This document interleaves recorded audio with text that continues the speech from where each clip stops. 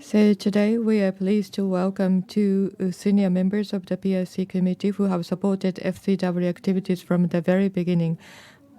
We have invited to share their experiences from that time and discuss the scene participating in FCW and where we stand today.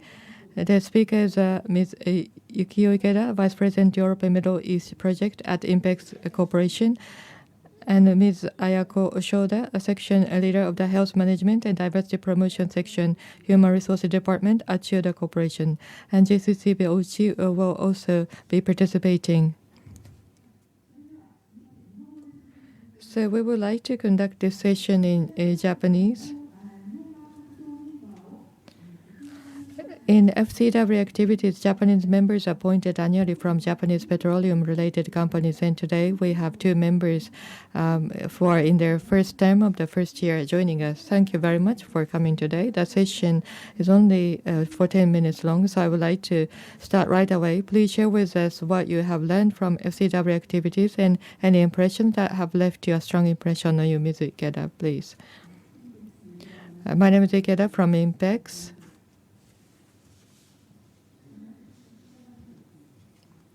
I have a slide. Thank you. INPEX, since 1973, started energy development since 1973 in Abu Dhabi and currently holds 5 interests and concessions. At many occasions, we receive support from ADNOC and we collaborate a lot.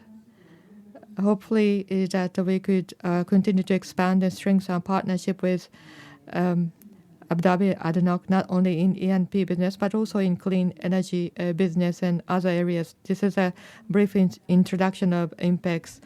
Regarding your question, 10 years ago, I joined FCW and visited Abu Dhabi. You could close this slide already.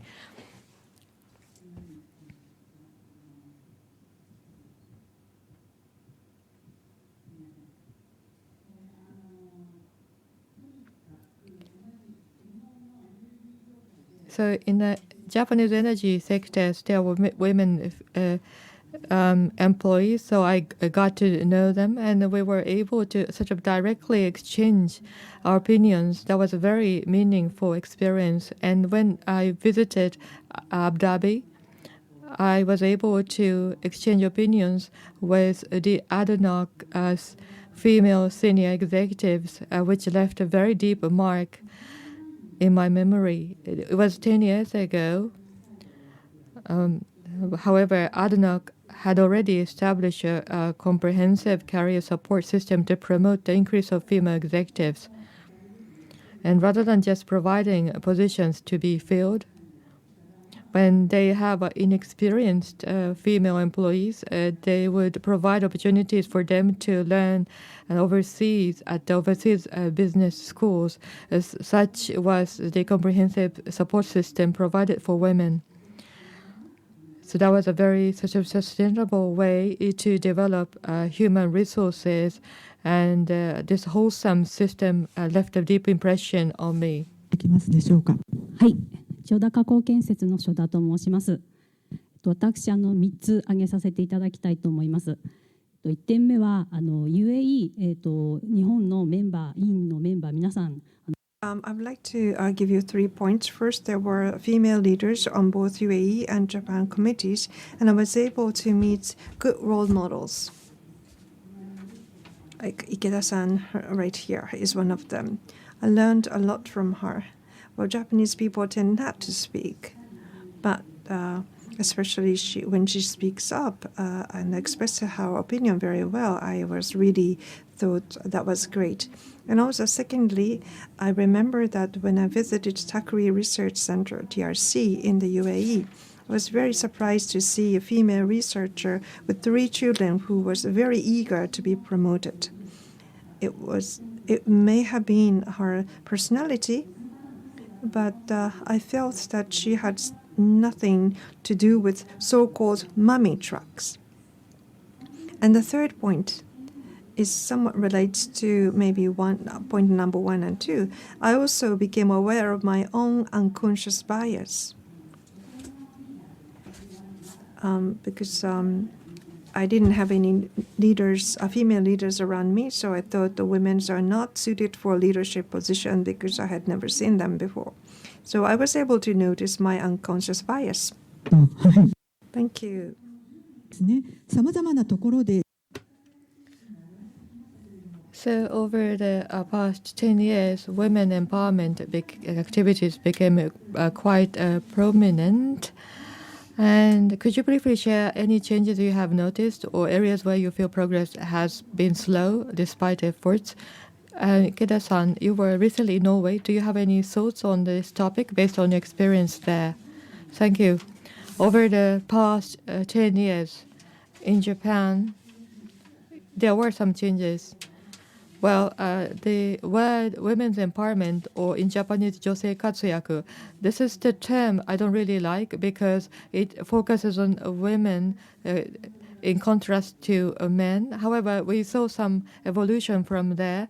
Today, we use diversity, equity, and inclusion. So such concept is gaining some popularity.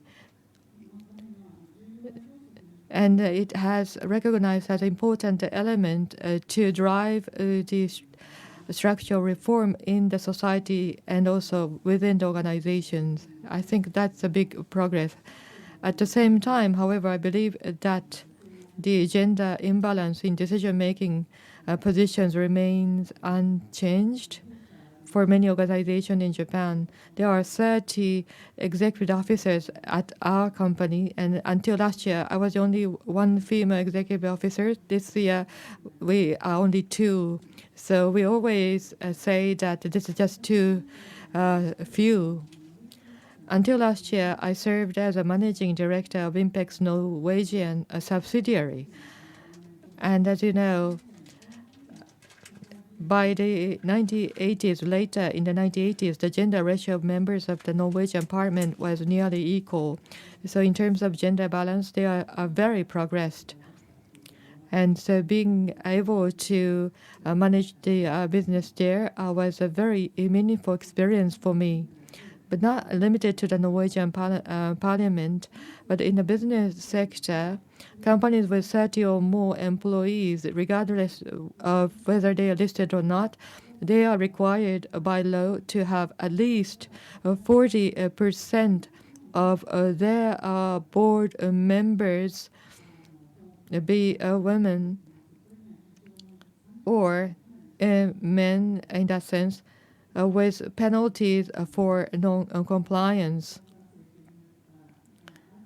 So I believe that policies with a certain degree of enforceability, such as quota systems, are effective in achieving such structural changes.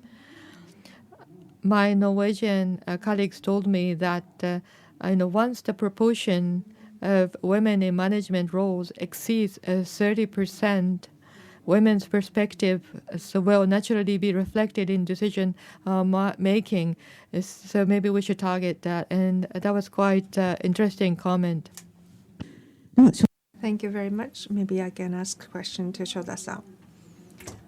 I have been involved in this project for long, and I feel that the gender gap index is something I can share with you. In 2015, Japan ranked 119th. UAE was 101st.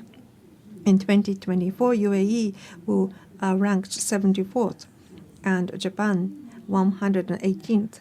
To see the big change in the ranking of UAE, I feel that the change is possible with the determined and resolve of leaders. Of course, Japan has not been doing nothing, but has been working hard, but the countries around us changing much faster. Thank you. We have to pull ourselves together.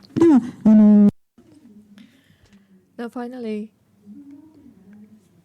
please give us some hints or advice on issues and messages, and a message to those who are working hard now and to the next generation of leaders, please.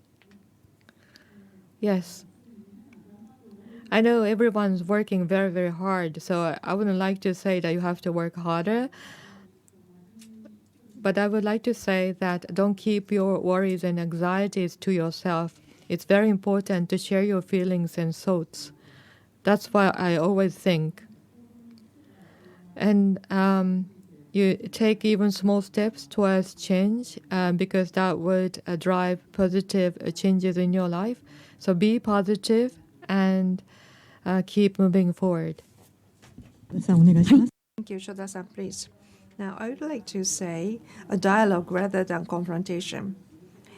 Of course, this is similar to diversity, but if we are to include something different, that means you need to listen to those who are probably different from you. And that mechanism has to be established permanently. Decision makers, especially in Japan, most of them are male, and their values and environment is different from those who are having family, those who are female.